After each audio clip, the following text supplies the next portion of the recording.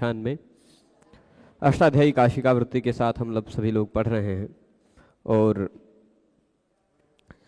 आज इसमें तुल्यास्य प्रयत्नम सवर्णम सूत्र को आगे पढ़ करके प्रयास किया जाएगा यह विषय संपन्न हो जाए और नाथझलौ सूत्र में हम प्रवेश करें। लघु सिद्धांत कौमुदी जितना पढ़ाए हैं उतना आप लोग यदि पढ़े हैं तो बहुत अच्छी बात है, यदि नहीं पढ़े हैं तो उतना पढ़ सकते हैं, और यदि नहीं पढ़े हैं तो भी अष्टाध्यायी पढ़ना उसकी अपेक्षा ज़्यादा सरल लगेगा। ठीक है, तो अभी वह अपूर्ण व्याकरण का ज्ञान कराएगा, यह पूर्ण व्याकरण का ज्ञान कराएगा। वो थोड़ी कठिनाई से कराएगा या सरलता से कराएगा, दोनों में यह अंतर है। ठीक है, चलिए, तो अब सवर्ण संज्ञा में मैं कुछ चर्चा कर रहा था। किसे कहते हैं सवर्ण?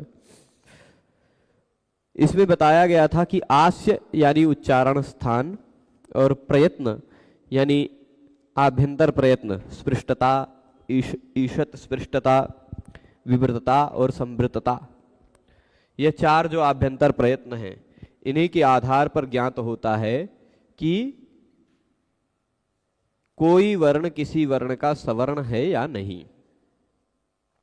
कल हमने इस विषय में काफी चर्चा की थी और कल हमने सभी वर्णों के स्पृष्ट इत्यादि जो प्रयत्न है ये भी बताए थे, और उसके साथ ही साथ जो बाह्य प्रयत्न का चर्चा भी आगे आएगी। उच्चारण स्थान भी सभी के बताए थे। तो उच्चारण स्थान समान हो, आभ्यंतर प्रयत्न समान हो तो परस्पर सवर्ण संज्ञा होती, ये बात जानी थी, है ना। आगे चलते हैं। यहां बताया गया था चत्वार, यहां तक देख लीजिएगा। प्रयतनम प्रयत्न स्पृष्टतादिर वर्ण, स्पृष्टता इत्यादि जो वर्ण के गुण है वह प्रयत्न कहलाते हैं। तुल्य आस्ये प्रयत्नो यस्य वर्णस्य, आस्य में मुख में जिसका प्रयत्न जिस वर्ण का तुल्य होता, आस्य और उच्च प्रयत्न दोनों तुल्य होता है जिसका, जिस वर्ण के साथ वह समान जातीय वर्ण के प्रति सवर्ण वर्ण कहलाता है, सवर्ण संज्ञक कहलाता है। अब चार आभ्यंतर प्रयत्न होते हैं। आभ्यंतर प्रयत्न कितने होते हैं? चार। चत्वार आभ्यंतराः प्रयत्नाः, चार आभ्यंतर प्रयत्न होते हैं। ठीक है। सवर्ण संज्ञायाम आश्रीयन्ते, सवर्ण संज्ञा में चार ही आभ्यंतर प्रयत्नों का आश्रय लिया जाता है। कौन कौन से, किन किन आभ्यंतर प्रयत्नों का? तो बताया गया था स्पृष्टता, ईषत स्पृष्टता, संवृतता, विवृतता। स्पृष्टता जो किसका है? स्पृष्टता नामक वर्ण गुण जो है वह किन में है? क से लेके म तक के सभी वर्णों में है। ईषत स्पृष्टता नामक जो वर्ण गुण है वह किस में है? यर लव इन चार वर्णों में है। स्पृष्टता, ईषत स्पृष्टता, फिर उसके बाद क्या बताया गया? संवृतता केवल ह्रस्व आकार में है। विवृतता सभी स्वर वर्णों में है। ठीक है, सभी स्वर वर्णों में। तो इतनी बात हो गई। अ अ अ इति त्रयोकाराः, यहां से हम पढ़ना शुरू किए थे। अ अ अ ये तीन आकार हो गए, उदात्त, अनुदात्त और स्वरित। ये तीन जो दिखाई पड़ रहे हैं तीन नहीं हैं मूल रूप में, ये एक जैसे लिखे हुए हैं। लोक में एक ही तरह लिखा जाता है। वैदिक वाङ्मय में विशेष करके लिखने का तरीका बदलता है। वैदिक वाङ्मय में ये उदात्त है, ये अनुदात्त है, ये स्वरित है। ठीक है, उदात्त पर कोई चिन्ह नहीं, अनुदात्त पर नीचे चिन्ह और स्वरित पर ऊपर शिरोरेखा। एक शिरोरेखा नहीं मतलब खड़ी रेखा। ये तीन प्रकार के आकार हो गए। उदात्त का तात्पर्य होता है जिनका ऊंचे से उच्चारण किया जाए। ऊंचे से उच्चारण करना मतलब ऐसे आ ऐसे बोलना वो नहीं, शरीर का आयास होना। इसीलिए वैदिक मंत्रों के उच्चारण में यजुर्वेद के विशेष जब मंत्रों का प्रयोग करते हैं तो ऐसे हाथ, स्वर इत्यादि चलाए जाते हैं।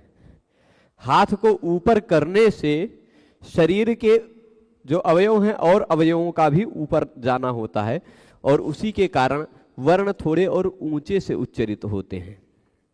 जब शरीर को ऐसे नीचे कर देते हैं तो शरीर के अवयवों की शिथिलता आती है और उसके कारण जो वर्ण उच्चरित होना है वह थोड़ा सा नीचे से उच्चरित होता है। ठीक है, तो ऊंचे से जिसका उच्चारण होता है वह उदात्त है, नीचे से जिसका उच्चारण होता है थोड़ा सा वह अनुदात्त है, और जिसमें उदात्तत्व भी रहे थोड़ा सा, अनुदात्तत्व भी रहे थोड़ा सा, दोनों प्रतीत हो उदात्त है कि अनुदात्त है, इसमें निर्णय ना हो पाए, थोड़ा ऊंचा, थोड़ा सा ऊंचापन भी रहे थोड़ा सा नीचापन भी रहे, मध्य वाला बात, मध्य वाली बात जो आ जाती है वह फिर सरित कहलाती है। ठीक है, तो यहां त्रयोकाराः, ये 3 आकार हो गए, कौन कौन से? उदात्त अनुदात्त सरिताः। उदात्त अनुदात्त तो सरित हो गए कि नहीं? हो गए ना? तो यानी 3 प्रकार का अ हो गया, ये उदात्त अ, ये अनुदात्त अ, ये स्वरित अ। ठीक है ना? प्रत्येकम सानुनासिकाः निरनुनासिकाश्च। प्रत्येकम यानी इनमें से जो 5, ये जो 3 हैं, ये तीनों के तीनों, प्रत्येकम मतलब प्रत्येक, किसी एक को भी छोड़ना नहीं है, प्रत्येक तीनों सानुनासिक भी होते हैं, निरनुनासिक भी होते हैं, यानी इनमें तीनों में अनुनासिक लगाया भी जा सकता है और अनुनासिक के बिना भी इनका प्रयोग किया जा सकता है। ठीक है, तो ये प्रत्येक कैसे हैं? सानुनासिक भी हैं और साथ ही साथ निरनुनासिक भी हैं। ठीक है, स्पष्ट है? अब ह्रस्व दीर्घ प्लुत भेदात अष्टादश दही। हाँ, अब देखिए ये प्रत्येक क्या हो गए? सानुनासिक और निरनुनासिक, मतलब कुल कितने प्रकार के हो गए? 6 हुए ना? जब 3 हैं, उदात्त अनुदात्त और स्वरित, तीनों को हमने कर दिया सानुनासिक, अनुनासिक लगाया तो 3 और प्रकार आ गए। अभी तो निरनुनासिक है, अनुनासिक नहीं लगा है। अनुनासिक यानी ये वाला ऊपर लग जाने वाला चिन्ह है ना, ऊपर ऐसे चंद्र के साथ बिंदु, ये अनुनासिक। तो ये तीनों ऐसे बिना अनुनासिक वाले हैं, यानी ये निरनुनासिक वाले हैं। परंतु इन्हीं तीनों पर आप ऐसे अनुनासिक का चिन्ह भी लगा सकते हैं। तो ये तीनों सानुनासिक वाले प्रकार भी हो गए, इसके चलते सानुनासिक वाले प्रकार हो गए और कुल मिलाकर के 6 वर्ण हो गए। देखिए, आप लोग नियमित नहीं देखते हैं, इसलिए आप लोगों को पता नहीं चल पाता है। लघु सिद्धांत कौमुदी भी मैं पढ़ाना चाहता हूं और जल्दी ही प्रारंभ करूंगा, लेकिन अभी मार्च में उसकी संभावना नहीं है। क्या जितना हमने पढ़ा दिया उतना आपने पढ़कर पूरा तैयार कर लिया है? पहले ये बताइए। यदि तैयार कर लिया है तो बहुत अच्छी बात है, यदि नहीं तैयार किया है तो पहले उतने को तैयार कीजिए और आगे पढ़ाया जाएगा। बहुत सारे ग्रंथ पढ़ाने बाकी हैं, बहुत सारे ग्रंथ पूरे शब्दशः हमें पढ़ाने हैं, पर तदनुरूप समय भी होना चाहिए। उसके अनुरूप समय नहीं मिलता है। कार्य इतने हैं, सरकारी सेवा भी है, घर भी है, और प्रतिदिन लगभग 2 घंटा, कम से कम 2 घंटा, और प्रतिदिन जिस दिन विद्यालय न जाना हो फिर भी 2 घंटा, और यदि विद्यालय भी जाना हो तो 3 घंटे से ज्यादा हमारा रोड पर बीतता है प्रतिदिन। तो उसके अनुसार फिर समय निकालना ये थोड़ा क्लिष्ट है अभी आज के समय में। ठीक है, तो अब ये 3 प्रकार के आकार हैं, उदात्त अनुदात्त और सरित। ठीक है, उदात्त अनुदात्त और सरित हो गए। प्रत्येकम सानुनासिकाः निरनुनासिकाश्च। ये प्रत्येक जो है तीनों अनुनासिक है और निरनुनासिक भी है। ठीक है, अब ये जो 3 गुणे 2 हो गया कितना? 6 हो गया ना।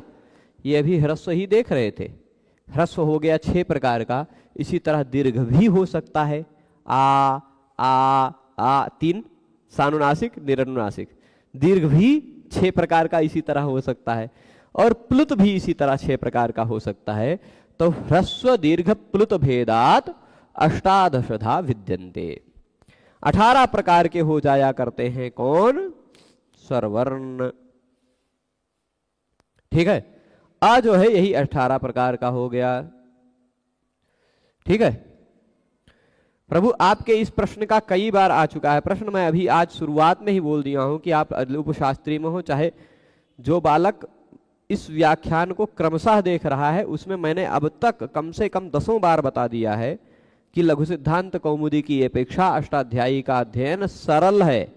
कम से कम 10 बार बता दिया। वो नहीं समझ पा रहे हैं तो आप अपने बुद्धि के स्तर की परीक्षा करें, ठीक है। एक प्रश्न को अनेक बार जब पूछा जाता है उसका उत्तर नहीं दिया जा रहा है तो इसका मतलब यह समझ लिया जाए कि दे दिया जा चुका है उत्तर, पर ठीक है, कोई दिक्कत नहीं। लघु सिद्धांत कौमुदी पढ़े। अभी आज ही मैं इससे पहले बोला हूं, इसी व्याख्यान में बोला हूं प्रारंभ में कि लघु सिद्धांत कौमुदी अपूर्ण व्याकरण का ज्ञान कराती है और कठिनाई से कराती है। यह अष्टाध्यायी पूर्ण व्याकरण का ज्ञान कराती है और सरलता से कराती है, ठीक है। तो दोनों में कोई तुलना ही नहीं है, यह बात ध्यान रखिएगा। तो अब ये यहां तक पहुंच गए थे ना। ह्रस्व दीर्घ प्लुत भेदाद अष्टादशधा विद्यन्ते, 18 प्रकार से भेद इनका हो जाता है।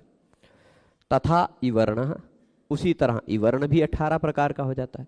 तथा उवर्ण, उसी तरह उवर्ण भी, तथा उवर्ण तथोवर्ण हो जाता है, संधि हुई है, ठीक है, गुण हुआ है। उसी तरह तथे वर्ण में तथा धन इवर्ण है, आ ई रमा ईश रमेश की तरह, है ना। यहां भी तथा उवर्ण सूर्य उदय की तरह, सूर्योदय जैसे बन गया वैसे तथा उवर्ण। तथा रिवर्ण, तथर वर्ण हो सकता था लेकिन यहां संधि नहीं की, अलग अलग लिख दिया, नहीं तो लिख सकते थे तथर वर्ण, तथर वर्ण। लेकिन एक ऐसी भी बात है, प्रकृति भाव भी विकल्प से संभव होता है। यहाँ तथ वर्ण ऐसा भी हो सकता था और तथर वर्ण भी हो सकता था, ऋत्य का नियम लगता है, ठीक है। लृवर्णस्य दीर्घाः न सन्ति, लृवर्णस्य दीर्घाः न सन्ति। जो लृ है अ ई उ तो हमने जान गया, री भी जान लिया, अ ई उ री 4 स्वरों को जान लिया। अब आगे आते हैं लृ पे, 5वें स्वर पे। लृ वर्णस्य दीर्घाः न सन्ति, लृ क्या है, उसके दीर्घ वाला रूप नहीं मिलता है। ये लृ मिलता है और इसके साथ साथ दूसरा लृ मिलता है, ये प्लुत वाला, दीर्घ नहीं होता, ठीक है। तो जब दीर्घ होता ही नहीं, दीर्घ करने का कोई नियम ही नहीं है लृ को दीर्घ करने का, और या लृ के दीर्घ का स्वरूप का कोई संस्कृत वाग्मय में प्रयोग मिलता ही नहीं। तो जब दीर्घ नहीं है यानी ह्रस्व के 6 प्रकार और प्लुत के 6 प्रकार, यानी कितने हो गए, तम 12 प्रभेदमाचक्षते, इसलिए वो 12 प्रकार का हुआ। जब 3 भेद हुए तो 3 गुणे 6 बराबर 18 हो गया। ह्रस्व 6, दीर्घ 6, प्लुत 6।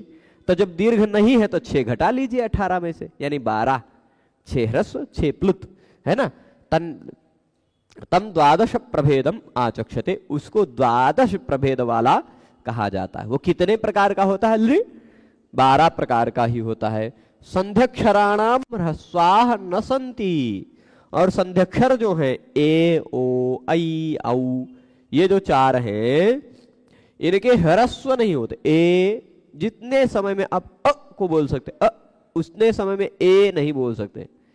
अ बोलने में, ए बोलने में, दोनों में कालगत अंतर लगता है। अ बोलने में जितना समय लगता है उसका दुगना समय ए बोलने में लगता है, ठीक है। तो इसलिए क्या कह रहे हैं, संध्यक्षराणाम, संध्यक्षर जो हैं, संध्यक्षर कितने हैं, ततश्चत्वारि संध्यक्षराणि, 4 संध्यक्षर हैं, ए ओ ऐ औ। संध्यक्षरों के ह्रस्व नहीं होते, तान्यपि 12 प्रभेदानि। अब ह्रस्व नहीं होते यानी ह्रस्व वाला 6 भेद हटा लीजिए, 6 दीर्घ 6 प्लुत, कुल मिलाकर के 12 प्रकार वो भी हो गए। तो कुल अब स्वरवर्ण कितने, कुल स्वरवर्ण कितने गिनिएगा। यहां अभी मैं लिख रहा हूं। जो कह रहे थे कि संस्कृत, कुछ लोग ऐसे कहते हैं कि संस्कृत में स्वरवर्ण कम हैं, अ ई उ रे, ये सभी के सभी कितने प्रकार के हैं, 18। ये कितने हैं कुल, 4, मतलब 72, है ना। 72 प्रकार के खाली यही 4 स्वरवर्ण हो गए, और बाकी बचे जो 5 स्वरवर्ण हैं लृ ए ओ ऐ औ, वो पांचों 12 प्रकार के हैं, ठीक। लृ ए ओ ऐ औ, ये सभी के सभी कितने कितने प्रकार के, ये सभी के सभी 12-12 प्रकार के, मैं सबका लिख देता हूं ऐसे ही तीर बना देता हूं। ये सभी के सभी 12 प्रकार के हैं। कितने? तो 12 गुणे 5 बराबर 60 है ना। अब 60 और 72 जोड़ लीजिए तो कितने हो गए? 132 स्वर वर्ण हो गए, कुल मिलाकर 132 स्वर वर्ण। ठीक है ना। तो अब यहां तक पहुंच गए हैं। यहां तक की बात, सभी स्वर वर्णों के प्रकार बता दिए। अब अ जो 18 प्रकार का है, उन 18 प्रकार का, वो जो अ 18 प्रकार के हैं, उन 18 प्रकार के अ का है ना, यहां तक पहुंच गए। तान्यपि द्वादश प्रभेदानी, संध्यक्षर जो हैं वो भी, उनके ह्रस्व नहीं होते तो वो भी 12-12 प्रकार के हो गए। यहां तक समझ गए। अंतस्थाः द्विप्रभेदाः रेफ वर्जिताः, अंतस्थ वर्ण जो 4 है, य व र ल। अंतस्थ कौन से हैं? 4 हैं। थोड़ा सा ऊपर ले चलता हूं, यहां अंतस्था से पढ़ना है। अंतस्थ कितने कौन कौन से हैं? य व र ल, है ना, ये 4 हैं। ये 4 अंतस्थ हैं। अंतस्थ क्यों कहा जाता है? क्योंकि इन चारों के उच्चारण में वायु हमारे अंदर ही रह जाती है। ठीक है, वायु कहां रह जाती है? अ ई उ क ख ग घ ङ इत्यादि बोलने में मुख से वायु बाहर आती है। य और अल बोलने में मुख से वायु बाहर नहीं आती। हाँ, यह बहुत ज्यादा जबरदस्ती बाहर निकालने के लिए आप बोलेंगे भी या तेज से, तो जो वायु आएगी भी वह य के बाद अ बोल रहे हैं, उस अ की वायु है। य में कोई वायु नहीं है। ठीक है, य आ रहा है, यह तो नहीं आ रहा है ना। तो इसलिए ये 4 अंतस्थ वर्ण हैं। इन अंतस्थ वर्ण क्या करें? अंतस्थाः द्विप्रभेदा, ये अंतस्थ वर्ण 2-2 प्रकार के होते हैं। पर ये कौन से? रेफ वर्जिता, रेफ को छोड़कर, र को छोड़कर जो अंतस्थ हैं। रेफ वर्जिताः अंतस्थाः, रेफ को छोड़कर जो अंतस्थ बचे हैं कौन कौन से? 3, य व ल। ये तीनों 2-2 प्रकार के होते हैं। कौन कौन से? सानुनासिका, निरनुनासिका। यानी य व ल ऐसा भी लिख सकते हैं और य व ल ऐसा भी लिख सकते हैं। देखिए, अनुनासिक का चिन्ह आप व्यंजन वर्णों के बाद नहीं लगा सकते। व्यंजन वर्ण अनुनासिक कौन कौन से हैं? ङ, य, ण, न, म। इन पांचों को तो ये पांचों अनुनासिक हैं ही, क्योंकि इन पांचों का उच्चारण स्थान मुखनासिका है। पर इन पांचों के अतिरिक्त इसमें चिन्ह लगाए बिना ही पता चल जाता कि ये अनुनासिक नहीं है ना। ये अनुनासिक है, पता चल जाता बिना चिन्ह के। इसके अतिरिक्त कोई भी व्यंजन वर्ण है उस पर आप अनुनासिक का चिन्ह नहीं लगा सकते। केवल यही 3 वर्ण ऐसे हैं जिसके ऊपर आप ऐसा चिन्ह चंद्रबिंदु लगा सकते हैं बिना स्वर के। बाकी ऐसा चंद्रबिंदु केवल व्यंजन स्वर वर्णों पर ही लगता है। ठीक है, ये बात स्पष्ट रहेगी। अब यही अंतस्थाः द्विप्रभेदाः रेफ वर्जिताः यवलाः, जो रेफ वर्जित य व ल है, यवलाः भी लिख दिया, बहुत स्पष्ट लिखते। देखे, खाली इतना ही समझ में आ जाता। अंतस्थाः कह देने से ही चारों का यवर अल का ग्रहण हुआ। पर रेफ वर्जिताः कह दिया तो यवला अपने आप पता चल गया, लेकिन फिर भी और स्पष्टता के लिए यवलाः लिख दिया है ना। जब रेफ से वर्जित अंतस्थ, र को छोड़कर जो अंतस्थ है, तो वो य व ल यही तीनों हैं। पर ये तीनों साफ साफ लिख दिया कि ये तीनों द्विप्रभेदाः, 2-2 प्रकार के होते हैं। कैसे कैसे? सानुनासिक और निरनुनासिक। ठीक है, इतनी बात हो गई। तो अब यह पूछा जाए कि आ के कितने सवर्ण? आ के कितने सवर्ण? तो आप कहेंगे 18। ई के कितने सवर्ण? 18, मतलब उसको छोड़ करके 17, पर वो उसको ले करके भी वो 18 है। कह देंगे हमारे, जैसे कहते हैं ना, हमारी जाति के इतने लोग हैं यहाँ। गांव में कहते हैं, गांवों में कि यहाँ 16 घर है। किसका?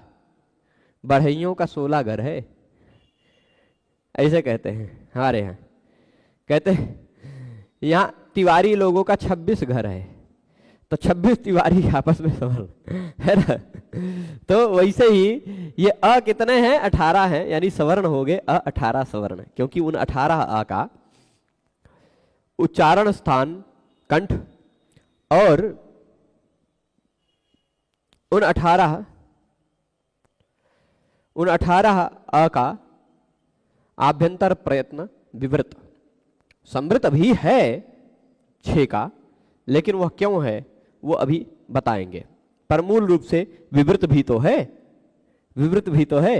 व्याकरण शास्त्र की दृष्टि से वो विवृत ही है, हम सबकी दृष्टि से संवृत है। वो कैसे है अभी समझा देंगे। तो ई का तो सभी विवृत है और सभी का तालु है, 18 सवर्ण हो गए। उ सभी का ओष्ठ, सभी का विवृत, यानी वो 18 सवर्ण हो गए। रि सभी का उच्चारण स्थान मूर्धा और सभी का अभ्यंतर प्रयत्न विवृत, वो 18 सवर्ण हो गए। लृ सभी का 12 प्रकार है, 12 का उच्चारण स्थान दंत और 12 का अभ्यंतर प्रयत्न विवृत, 12 सवर्ण हो गए। ए ओ ऐ औ ए 12 प्रकार है, 12 का अभ्यंतर प्रयत्न विवृत, 12 का उच्चारण स्थान कंठ तालु, सवर्ण हो गए। ओ 12 कंठोष्ठ, 12 का विवृत, सवर्ण हो गए। इसी तरह आई भी 12 प्रकार का, औ भी 12 प्रकार, ये आपस में सवर्ण हो गए। ठीक है। या के कितने सवर्ण, तो यह 2 हैं, 2 प्रकार का है। वो भी 2, ल वो भी 2। ह का कोई सवर्ण है नहीं, हा अकेला है अपनी जाति का, क्योंकि उसका उच्चारण स्थान कंठ है ना, उसका उच्चारण स्थान कंठ है और उसका आभ्यंतर प्रयत्न विवृत है। यद्यपि कंठ और विवृत वाला अ भी है, पर फिर भी स्वर वर्ण और हल वर्ण, स्वर वर्ण और व्यंजन वर्ण आपस में सवर्ण नहीं हो सकते। वो आगे अगले सूत्र में हम पढ़ेंगे, है ना। स इनके भी कोई सवर्ण नहीं है, क्योंकि इनका जो आभ्यंतर प्रयत्न है विवृत है। विवृत आभ्यंतर प्रयत्न वाले और कोनो व्यंजन है ये नहीं है, स्वर के साथ वो सवर्ण हो ही नहीं सकते, है ना। तो इसलिए ह स इनके कोई सवर्ण नहीं, र का भी कोई सवर्ण नहीं, र अकेले है अपनी प्रजाति का, है ना। तो स ह र ये इतने हो गए। कुल कितने वर्ण हुए, ह र स 5 वर्ण ये हुए। बाकी बचे कितने, 5 के सिवाय कितने बचे, 37 बचेंगे ना वर्ण कुल मिलाकर। जब 42 है, 42 में से 5 ये हटा दिया गया तो 37 बचे। उन 37 में से 9 स्वर वर्ण और 28 व्यंजन वर्ण के सवर्ण होते हैं। क के कितने सवर्ण, तो 5, ख के भी 5, ग के भी 5, घ के भी 5, ङ के भी 5, मतलब वो आपस में सभी एक दूसरे के सवर्ण है ना। अब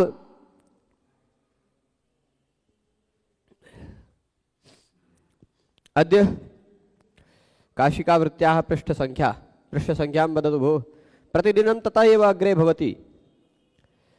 तुल्यास्य प्रयत्नं सवर्णमिति सूत्रे स्मः।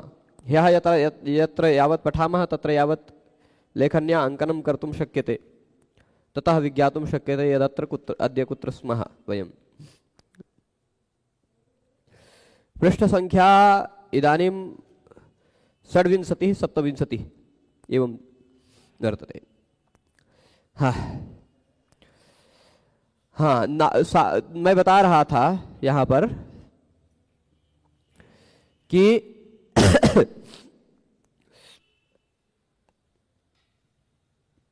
हाँ कहाँ चल रहे थे, ऐसे बीच में कुछ आ जाता तो हट जाता है।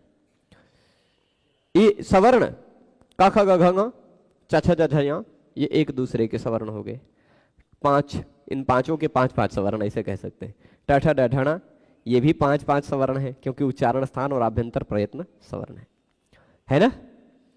और फिर उसके बाद तथ द ध न उच्चारण स्थान दंत आभ्यंतर प्रयत्न स्पृष्ट है ना। पफ व भमा उच्चारण स्थान ओष्ठ आभ्यंतर प्रयत्न स्पृष्ट सवर्ण है। य का एक सवर्ण है, या का एक और है, मतलब या के अनुनासिक वाला, मतलब कुल 2 सवर्ण हो गए। व भी 2, ल भी 2, है ना। तो इतने मिलाकर कुल वर्ग वाले 25, या वाला कुल मिलाकर 28 व्यंजन ऐसे हैं जिनका कोई ना कोई सवर्ण है। ठीक है, व्यंजनों में 33 में 28 व्यंजन ऐसे हैं जिनका कोई ना कोई सवर्ण है, ह र स श स को छोड़कर। ठीक है, सभी बात स्पष्ट हो गई। सभी वर्णों के मैं सवर्णों के बारे में बता दिया।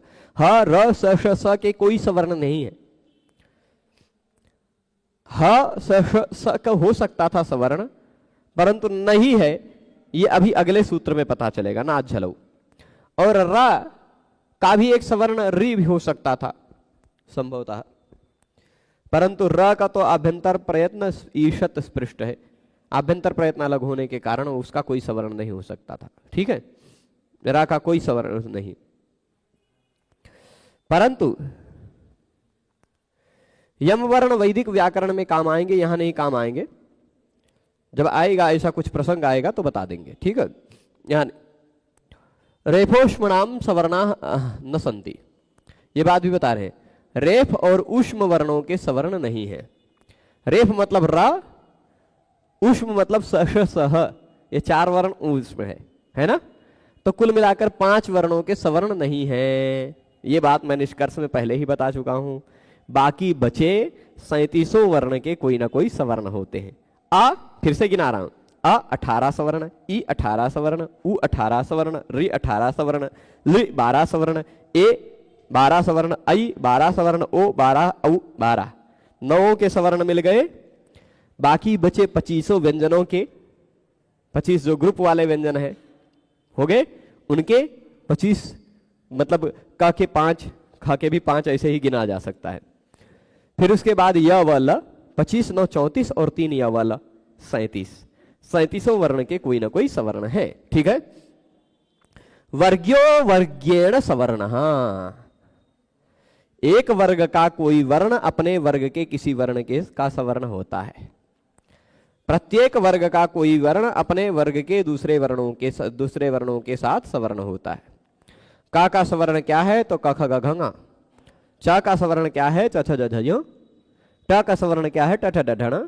त का तथा द ध न। प का प फ ब भ म। इसी तरह ख का भी क ख ग घ ङ। इसी तरह ग का भी क ख ग घ ङ, है ना, यही बात है।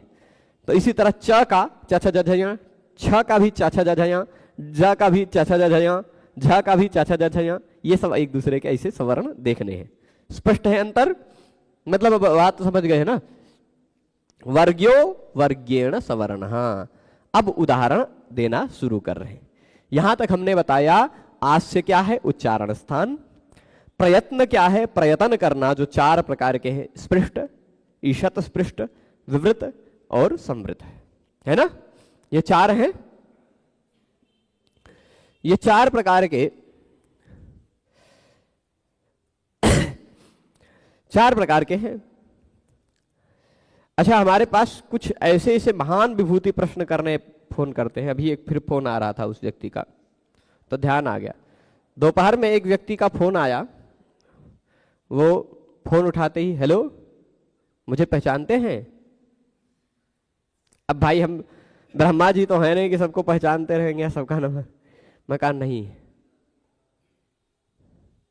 तो नाम बताया, अपना नाम नहीं सार्वजनिक करेंगे, ये नाम है, मैं उनका भाई हूं। अच्छा रुकिए, मैं अभी कुछ प्रश्न इकट्ठा कर लेता हूं, फिर फोन करता हूं। ऐसे ऐसे फोन करने वाले लोग मतलब हम पहचान नहीं रहे उस व्यक्ति को, फिर भी फोन कर दिया। तो कुछ ऐसे ऐसे दिव्य लोग होते हैं मैं अमुक व्यक्ति का भाई हूं। मैं कहा अच्छा ठीक है, नमस्कार। तो अच्छा रुकिए, अभी कुछ प्रश्न इकट्ठा कर लेते हैं, फिर फोन करते हैं। तो ऐसे लोग हैं, फिर लगता है वही प्रश्न इकट्ठा कर पाए होंगे अभी। चलिए, हाँ, तान्यपि द्वादश प्रवेधानि, मतलब अब यहां तक हम पहुंच गए ना। अब उदाहरण देना शुरू कर रहे। दंडाग्रम खट्वाग्रम आस्य ग्रहणम किम कचटत्वानाम तुल्य प्रयत्नानाम भिन्न स्थानाम माभूत। अब चलिए ये देखिएगा ध्यान,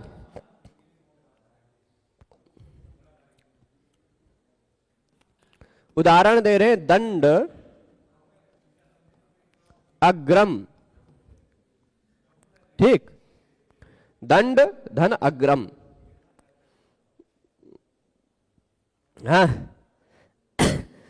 दंड अग्रम, फिर उसके बाद अगला उदाहरण क्या दिया, खट्वा अग्रम। खट्वा अग्रम। दंड जानते हैं किसको कहते हैं, दंड। क्या है दंड, तो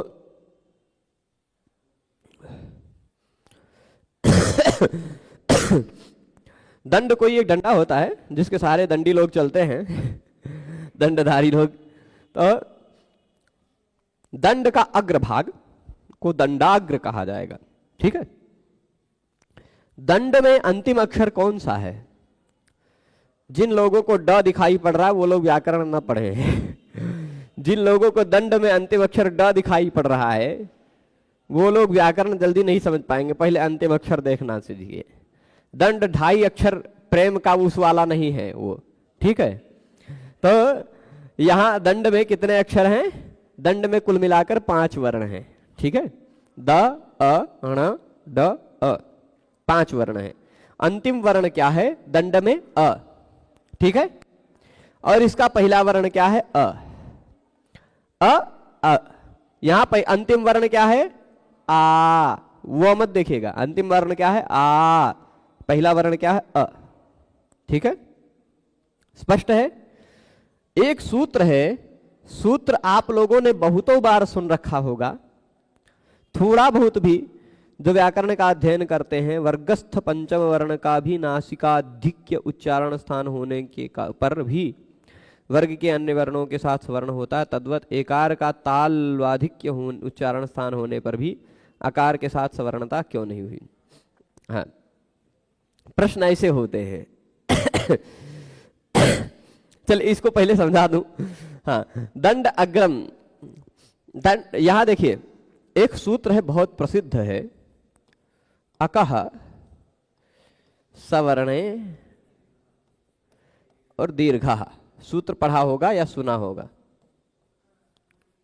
अकह सवर्णे दीर्घः,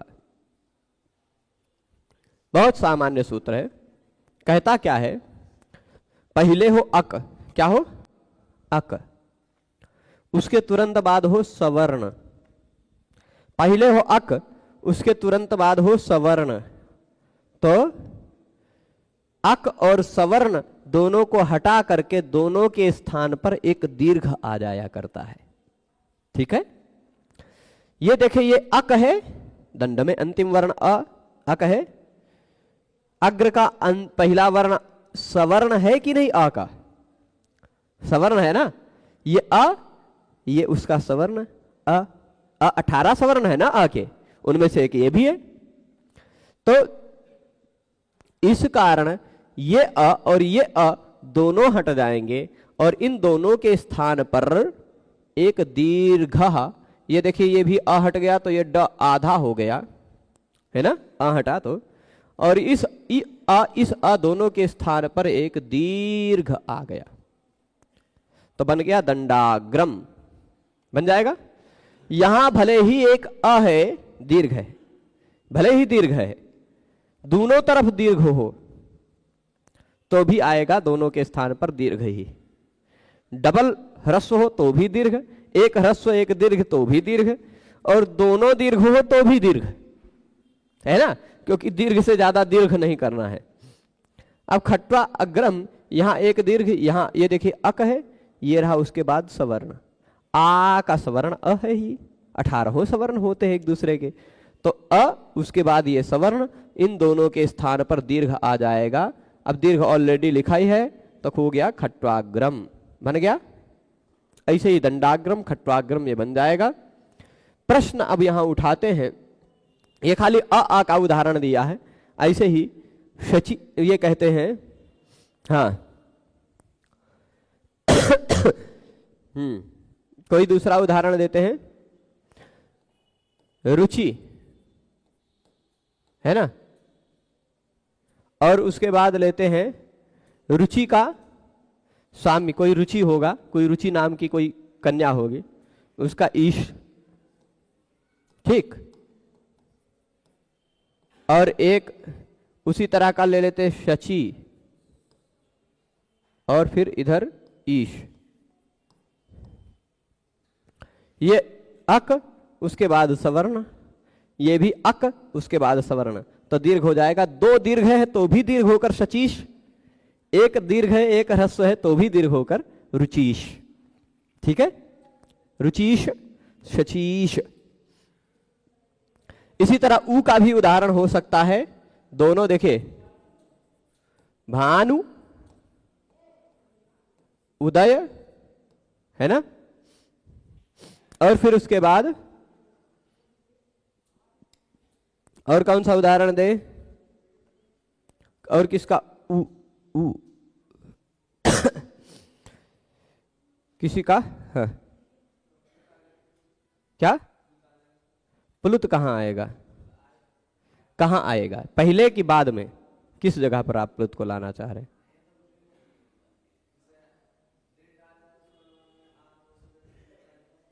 नहीं आएगा। आकाश सवर्ण दीर्घा सूत्र कह रहा है ना, आकाश सवर्ण प्लुतः तो नहीं कह रहा है ना। सूत्र ने क्या कहा है, अक हो उसके बाद सवर्ण हो तो दीर्घ होगा। अब चाहे दोनों तरफ दीर्घ अक हो तो भी दीर्घ होगा, चाहे एक तरफ ह्रस्व हो एक तरफ दीर्घ हो तो भी दीर्घ होगा, चाहे एक तरफ दोनों तरफ ह्रस्व हो तो भी दीर्घ होगा, क्योंकि अक है, सवर्ण है, बस खाली इतनी बात है। ठीक है, सवर्ण होने पर दीर्घ ही होता है, ये बात स्पष्ट है। तो भानु उदय यहां दीर्घ उ होता है ना। जैसे मान लीजिए आजकल के कुछ वधू होती हैं, वधू, उनका भी उदय होता है। अथवा आजकल की कुछ वधू होती हैं जिनका सुबह का उठना, उत्थान 8 बजे के बाद होता है, तो वधू के बाद उत्थान लगा देते हैं। यहां एक दीर्घ यहां एक ह्रस्व, तो भी बन जाएगा वधूत्थान। ठीक है, या भानु उदय, भानुदय, अक है उसके बाद सवर्ण है, ये अक है उसके बाद सवर्ण है, सवर्ण देखना है। ठीक है, चलेगा। तो सवर्ण क्या है यह बात आप समझ गए होंगे, सूत्र का तात्पर्य अभी तक समझ गए होंगे। सूत्र ने क्या कहा कि आस्य यानी उच्चारण स्थान, और प्रयत्न यानी जो स्पृष्ट, ईशत, स्पृष्ट, संवृत और विवृत, ये चार हैं। ये चारों में से कोई भी एक जिनसे तुल्य हो वह परस्पर एक दूसरे के सवर्ण हैं। स्पष्ट है यहां तक? तो अब प्रश्न उठा रहे हैं, दंडाग्रम खट्वाग्रम केवल 2 ही उदाहरण दिया, प्रश्न उठा दिया। आस्य ग्रहणम किम, आस्य ग्रहणम किम। सूत्र में चलिए तुल्य ग्रहण ना होता तो सूत्र का अर्थ वही स्पष्ट ना रहता, है ना। आस्य प्रयत्नम सवर्णम, मतलब क्या, उच्चारण स्थान और प्रयत्न ये दोनों सवर्ण है, ये मतलब निकलने लग जाता है ना। आस्य प्रयत्नम सवर्णम का मतलब आस्य और प्रयत्न ये दोनों एक दूसरे के सवर्ण है, ऐसा कुछ अर्थ निकलने लग जाता, गड़बड़ाई हो जाता।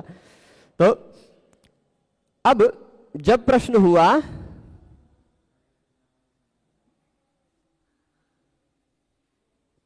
हाँ, वो बात, प्रश्न वह नहीं था, प्रश्न वह होता तो उत्तर यही आता कि प्रश्न था कि 2 दीर्घ हो गए तो प्लुत काहे नहीं आ सकता, या एक दीर्घ एक ह्रस्व हो गए तो प्लुत क्यों नहीं आ सकता, यह प्रश्न था। तो उसका उत्तर वही है कि अका सवर्णे प्लुतः नहीं है, अका सवर्णे दीर्घः कहा गया है।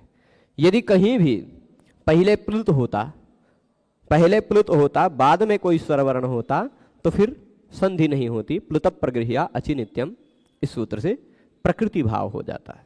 ठीक है, तो अब हम आगे देखते हैं यहां कि आस्य ग्रहणम किम, आस्य क्यों कहा, तुल्य पर प्रश्न नहीं उठाया, क्योंकि तुल्य ना होता तो सूत्र का अर्थ वह स्पष्ट नहीं होता, अर्थ में कुछ कमी सी रह जाती। आस्य प्रयत्नम सवर्णम, मतलब क्या है भाई, आस्य और प्रयत्न सवर्ण है क्या, कैसे सवर्ण है? आस्य कोई वर्ण होता है क्या, प्रयत्न कोई वर्ण होता है क्या?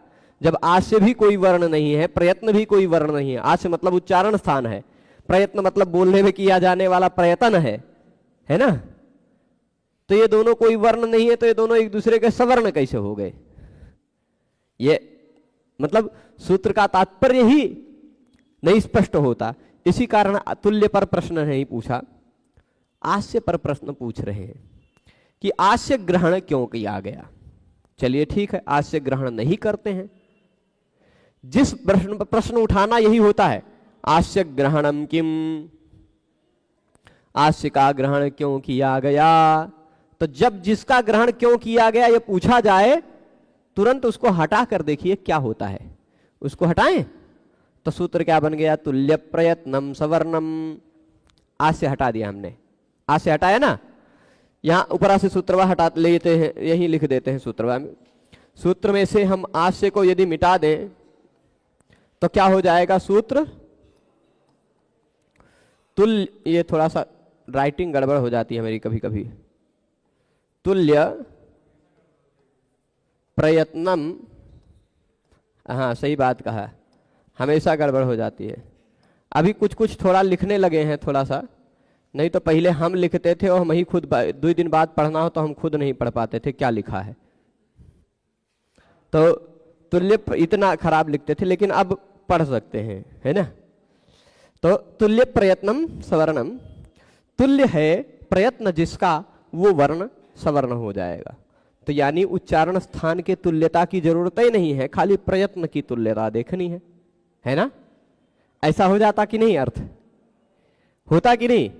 तो अब इस आधार पर जिसका प्रयत्न एक दूसरे के तुल्य हो वह भी सवर्ण हो जाता। क और च और ट और त और प, ये पांचों के प्रयत्न, 5 नहीं, कख ग घ छ छ ज झ ट ठ ड ढ ण त थ द ध न प फ ब भ म, इन 25 वर्णों का प्रयत्न क्या है? स्पृष्ट है। तो ये 25 एक दूसरे के सवर्ण होने लग जाते। क के कितने सवर्ण? 25, है ना। ये दिक्कत आती कि नहीं? दिक्कत आती ना, साफ साफ साफ। और दूसरी बात ये भी होती क्या, ये तो लिखा ही नहीं इन्होंने, ये अ ई उ, ये 9 के 9 स्वर वर्णों का, 9 के 9 स्वर वर्ण का आभ्यंतर प्रयत्न विवृत है। तो ये 9 के 9 भी एक दूसरे के सवर्ण होने लग जाते। तो यहां पर रमा और ईश जब करते तो रमा में आ है, उसके बाद ई सवर्ण है, आ और ई भी सवर्ण होने लग जाते, क्योंकि दोनों का प्रयत्न तुल्य है, विवृत है। केवल प्रयत्न तो सवर्ण होने पर रमास बनता, अका सवर्ण दीर्घा से दीर्घ करने लग जाते आप। सवर्ण केवल उच्चारण स्थान न रखने पर, केवल प्रयत्न रखने पर ये गड़बड़ियां आ जाती कि कचटतप, यानी जो वर्ग यहां देख लीजिए, कचटतपा नाम तुल्य प्रयत्ना नाम, ये सभी के सभी पर जो वर्ण हैं ये तुल्य प्रयत्न वाले हैं, इन सभी का प्रयत्न तुल्य है, लेकिन उच्चारण स्थान भिन्न है। इनका सवर्ण संज्ञा न हो जाए, इनकी सवर्ण संज्ञा न हो जाए, सभी स्वरों की परस्पर सवर्ण संज्ञा न हो जाए, यर लव ये चारों के चारों एक दूसरे के सवर्ण न हो जाएं, है ना। हो रहा है कि बात नहीं? तो इसलिए यह आस्य ग्रहण क्यों किया गया। अच्छा, तो सवर्ण हो जाते तो क्या गड़बड़ी आ जाती? एक तो मान लीजिए कवर्ग, कवर्ग चवर्ग तवर्ग तवर्ग पवर्ग, ये 5 वर्ग 25 वर्ण एक दूसरे के सवर्ण हो ही जाते तो क्या दिक्कत आ जाती भाई? क्या कमी रह जाती है ना? क्या दिक्कत हो जाती? प्रश्न उठ सकता है ना। तो उत्तर बताते हैं, हाँ भाई दिक्कत रह जाती। ये किंच स्यात्, ये प्रश्न पूछ लिया कि क्या हो जाता यदि ऐसा होता तो। का के सवर्ण कितने हो जाते? 25 सवर्ण हो जाते। तो क्या हो जाता? तर्पता। एक उदाहरण है, तर्पता तर्पतुम। उदाहरण को ध्यान दीजिएगा, ये त अ र प त आ इतना जुड़ करके तर्पता बना हुआ है। मैं इसलिए तोड़ तोड़ के लिख दिया। और इतने ही वर्णों में त अ र प त उ उ और म इतना बनकर के तर्पतुम बना है ना। इन दोनों उदाहरणों में कॉमन क्या बात है ये प और उसके बाद त, प के बाद त है ना, तो प का सवर्ण त है। प का सवर्ण त है कि नहीं?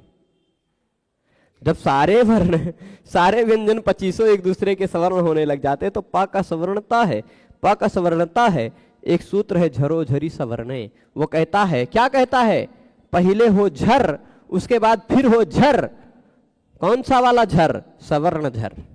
ठीक है, देखिएगा इस सूत्र का मतलब क्या है। झर पहले हो, उसके बाद सवर्ण झर हो। कौन सा झर हो? सवर्ण झर। तो पहले वाले झर का लोप हो जाता है। ठीक, तो अब देखिए ये झर प, झर में आएगा झभ घढ़ जब गढ़ खप छठ चटता कपा प आ गया। झर है तो अभी आएगा, चटता में आ जाएगा, शशर से पहले ही आएगा, है ना। तो झर है, उसके बाद भी झर है और सवर्ण भी हो गया है। यदि सूत्र में आज से ना होता तब तो सवर्ण हो जाता ना, प का सवर्णता हो जाता, प का सवर्णता हो जाता तो प का लोप होने लग जाता। तो क्या बनता? तरता, तरतुम। प रहता ही नहीं, है कि नहीं? तो वही बात कह रहे हैं यहां, देखिएगा तर्पता तर्पतुम इत्यत्र झरो झरी सवर्णे इति पकारस्य तकारे लोपः स्यात्। पूरी बात मैं समझा दिया हूं, वही बात वृत्ति में लिखी है कि तर्पता तर्पतुम, इन दोनों उदाहरणों में झरो झरी सवर्णे इस सूत्र से, क्योंकि प, उदाहरण अभी आप देख ही सकते हैं, उदाहरण यहां जो लिखा हुआ है मैंने अंडरलाइन कर रखा, उसी में देख सकते हैं।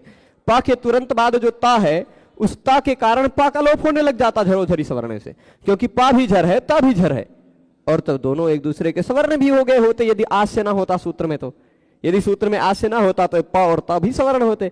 कख ग घ च छ ज झ ट ठ ढ त थ द ध प फ ब भ म, ये 25 वर्ण एक दूसरे के सवर्ण होने लग जाते। होता कि नहीं? ये समस्या आती। तो इति पकारस्य तकारे लोपः स्यात् प्रयत्न ग्रहणम किम। अच्छा ठीक है भाई, चलिए आप कह रहे हैं तो हम मान लेते हैं कि हाँ आज से जरूरी था, आज से ना होता तब तो सभी स्वर एक दूसरे के सवर्ण होने लग जाते। आ के कितने सवर्ण? 132। ई के कितने सवर्ण? 132 होने लग जाता ना, बहुत समस्या आती ना। तो इसलिए उसी के साथ साथ कचट तप, ये सभी वर्ग के जो व्यंजन हैं ये आपस में एक दूसरे के सवर्ण होने लग जाते ना। तो इसीलिए झरो झरी सवर्ण इत्यादि में समस्या आने लग जाती। ठीक है, चलो आश्य को रख लेते हैं, आश्य काम का है, तो प्रयत्न को हटा देते हैं तो क्या होगा? तो क्या सूत्र बनता? जरा देख लेते हैं। प्रयत्न को हटाते हैं तो क्या सूत्र बनता? सूत्र ऐसा बनता, तुल्यास्यम सवर्णम।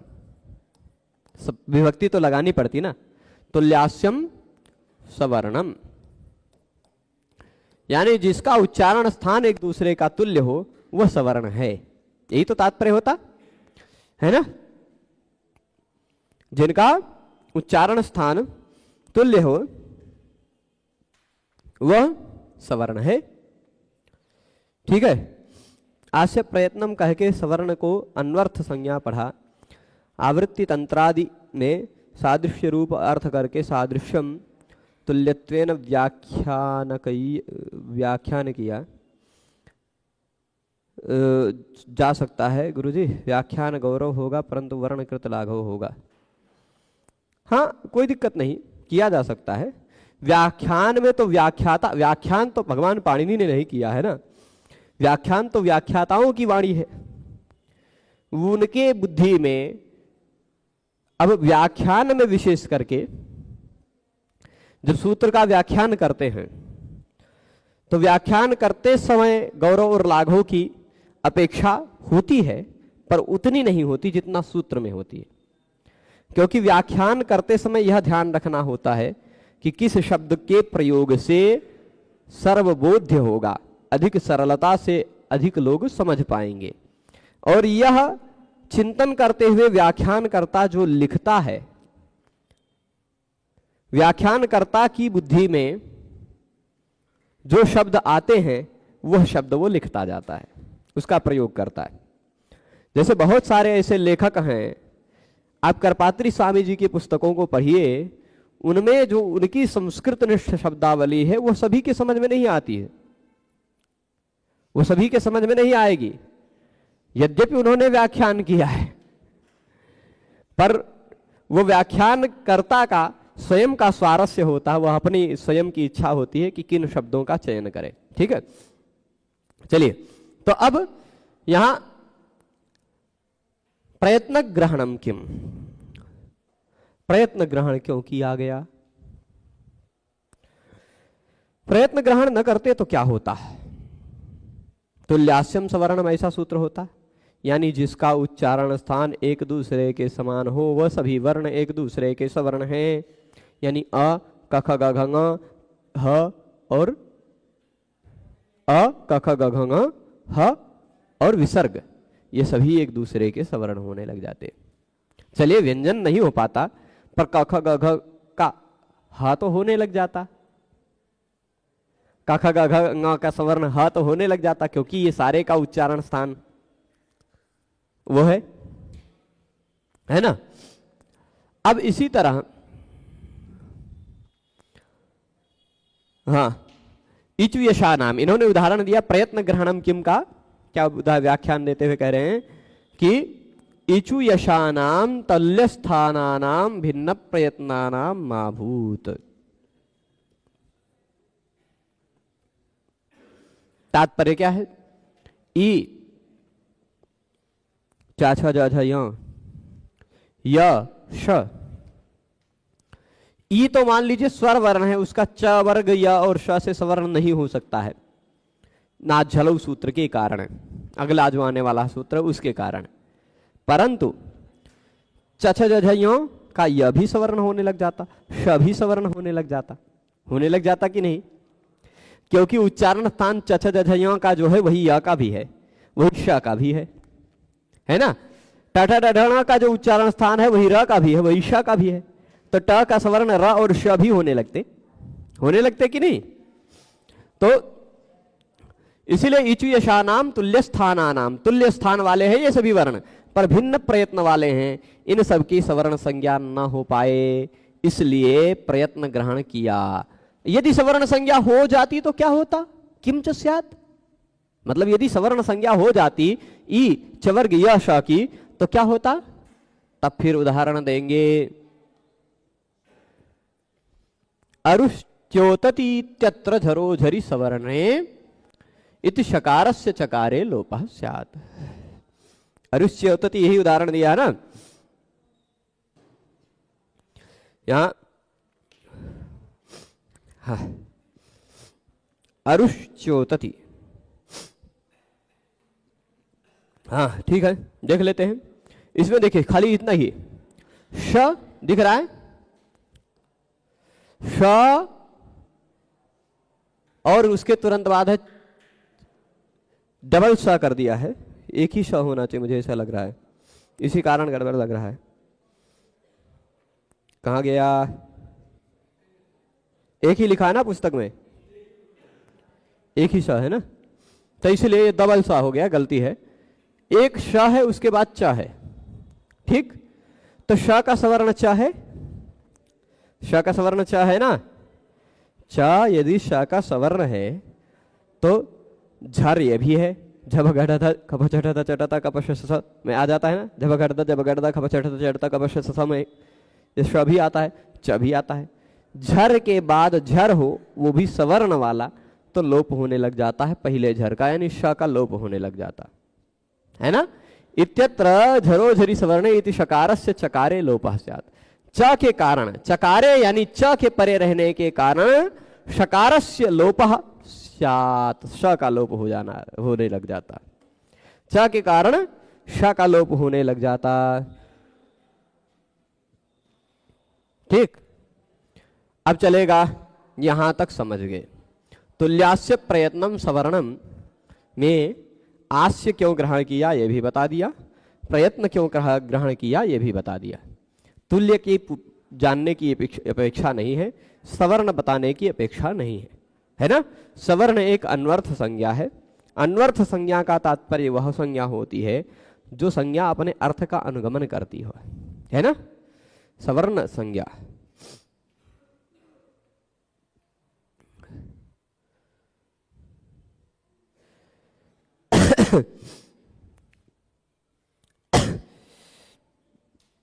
चलेगा। तो यहां इतने तक समझने पर आपको एक बात पता चली, क्या, कि कुल मिलाकर के 37 वर्ण ऐसे हैं जिनके कोई ना कोई सवर्ण होते हैं। केवल उच्चारण स्थान मिलता है, आभ्यंतर प्रयत्न नहीं मिलता तो सवर्ण नहीं है। केवल आभ्यंतर प्रयत्न मिलता है, उच्चारण स्थान नहीं मिलता तो भी सवर्ण नहीं होता है। इतना तक समझ गए ना। अब प्रश्न उठता है, ये एक वर्ण है रे, ये दूसरा वर्ण है लृ,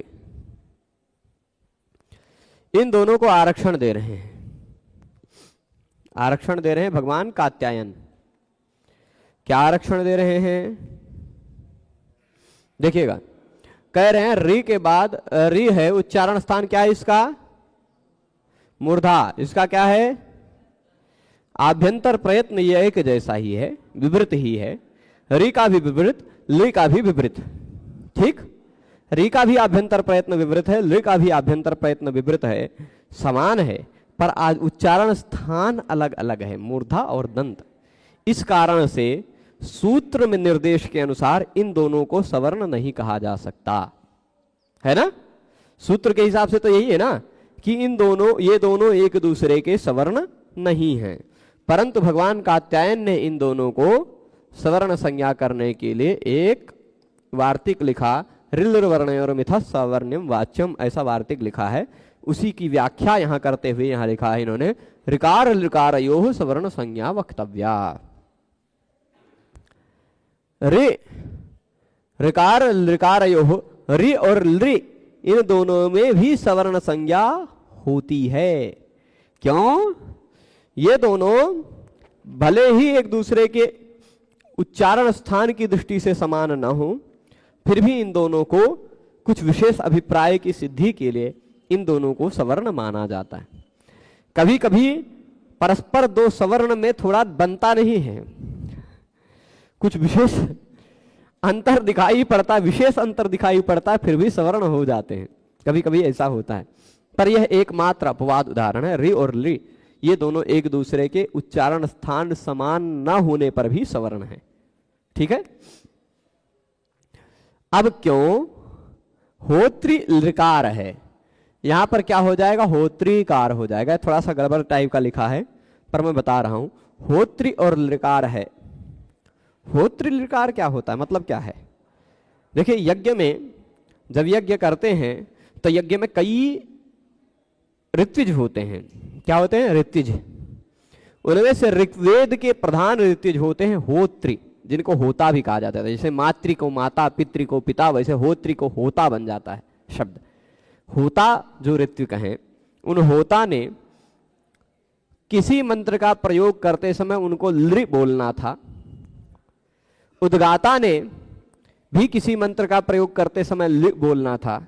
होता के बोलने के समय लृ का स्वर अलग रहेगा, उद्गाता के बोलते समय लृ का स्वर थोड़ा सा अलग रहेगा, क्योंकि होता की शैली ऋग्वेदीय शैली है, उद्गाता की शैली, गान की शैली सामवेदीय शैली है ना।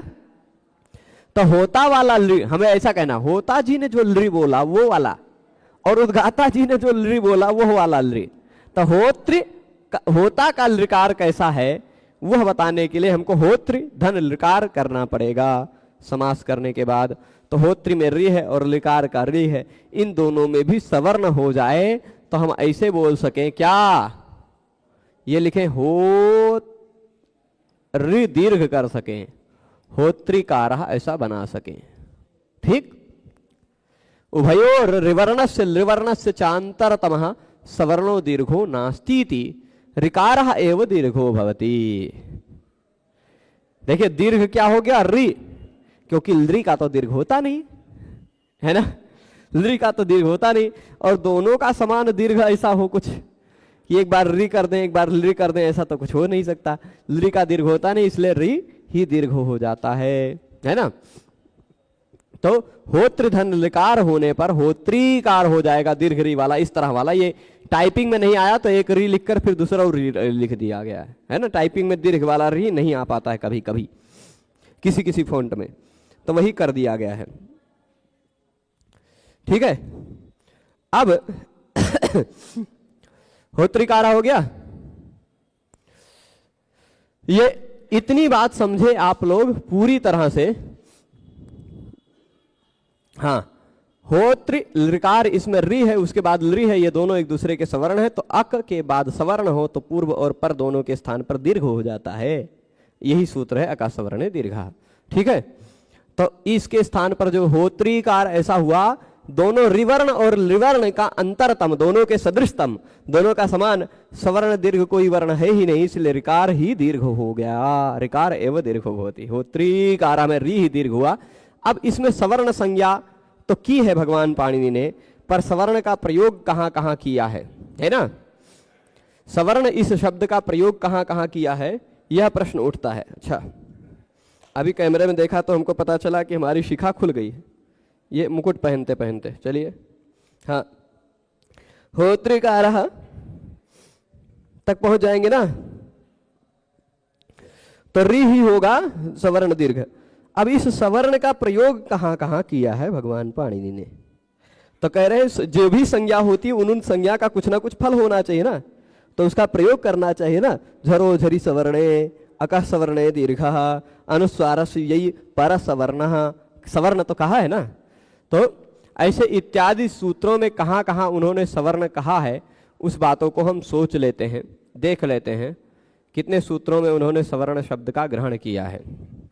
कुल मिलाकर सवर्ण शब्द मिल रहे हैं हमको नपदांत द्विर्वचन वरेर लोपसर सवर्णानुस्वार दीर्घ चर विधिषु अणुदित सवर्ण से चा प्रत्यय अकः सवर्णे दीर्घ प्रथमयोः पूर्व सवर्ण एको सवर्णे शाकल्यस्य ह्रस्वश्च अभ्यासस्यासवर्णे सुलुक सुपाम सुलुक पूर्व सवर्णाश्छेया डाड्याया जालः अनुस्वारस्य परस्वर्णः झरोझरी सवर्णे इत्यादि बहुत सारे ऐसे सूत्र हैं जहां पर सवर्ण शब्द का उन्होंने प्रयोग किया है। ठीक है, तो ये सवर्ण क्या है ये हमने जान लिया।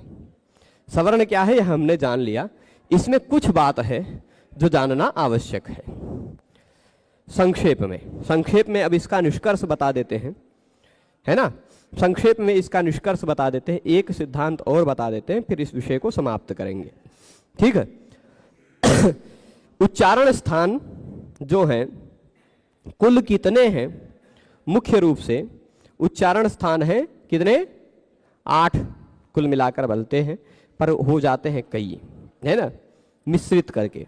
मूल रूप में 8 हैं, उनमें से एक पाणिनि शिक्षा के अनुसार उनमें से एक उर को हटा करके बाकी 7 यहाँ मिलते हैं। और हाँ चलिए ठीक है।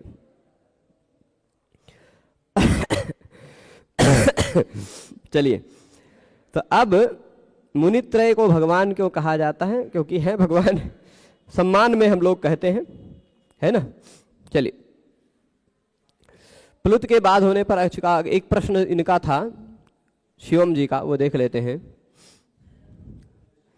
वर्गस्य पंचम वर्ण का नासिकाधिक्य उच्चारण होने पर भी वर्ग के सभी वर्णों के साथ सावर्ण होता है, तद्वत एकार का ताल्वाधिक्य उच्चारण स्थान होने पर भी अकार के साथ सवर्ण संज्ञा क्यों नहीं।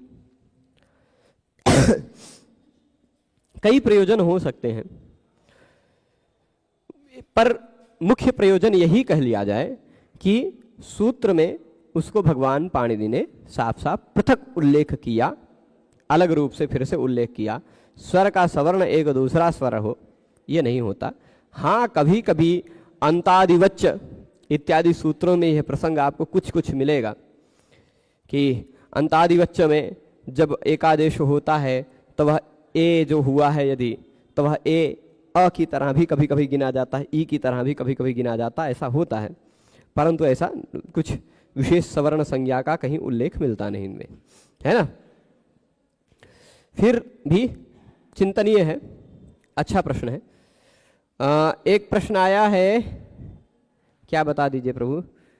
गुरुजी अष्टाध्यायी काशिका सहित पढ़ते हुए बाल मनोहर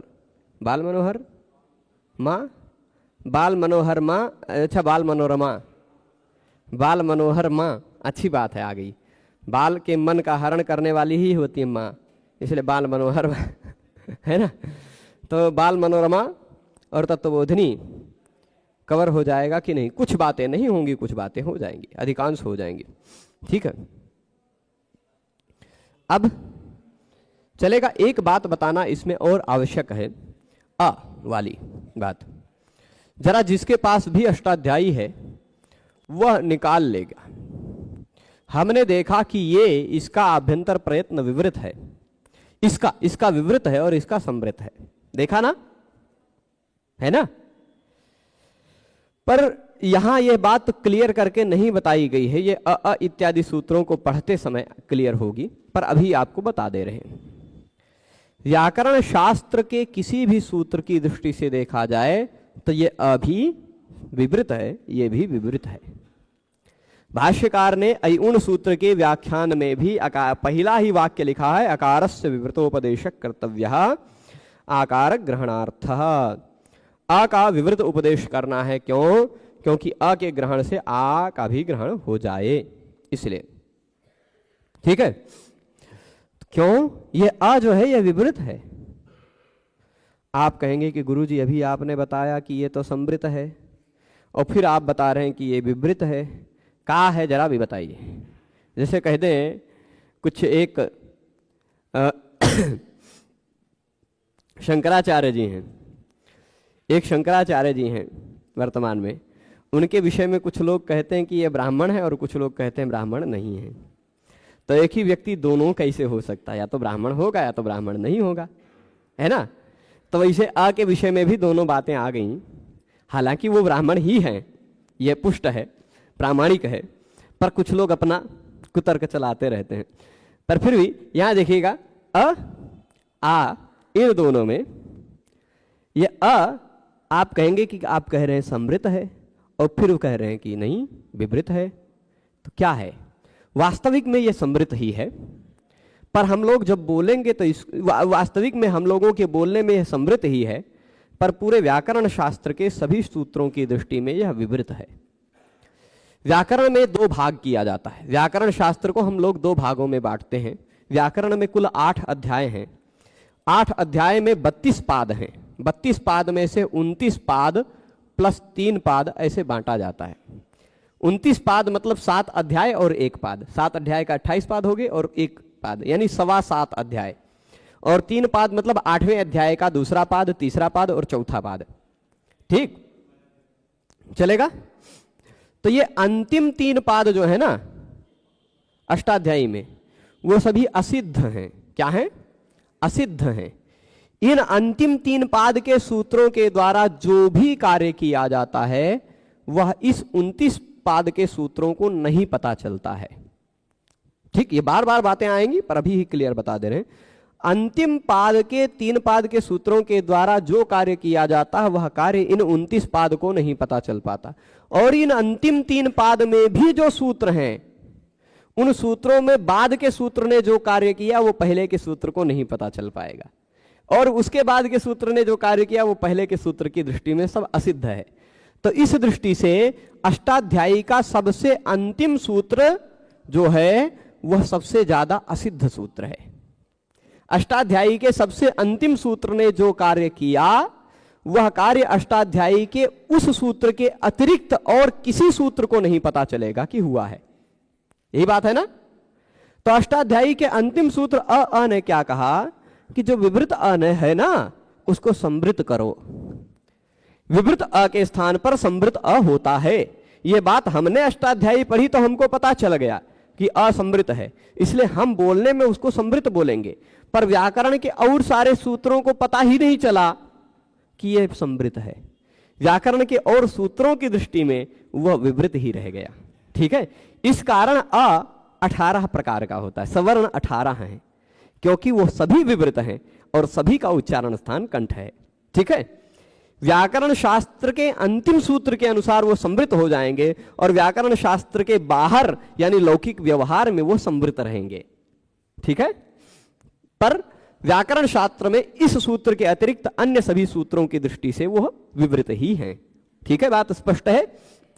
ये इतनी बातें समझी हमने सवर्ण संज्ञा में।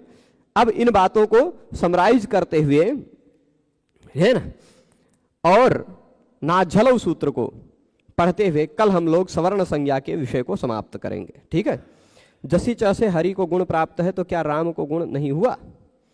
राम में किसको गुण करेंगे भाई? किसको गुण करेंगे? राम में आ को। गुण वृद्धि जब कभी शब्द से कही जा रही हो तो वह इक के स्थान पर ही होती है। तो पहले इक तो लाइए, इक है ये नहीं तो कहां करेंगे गुण आप? ठीक है, चलेगा।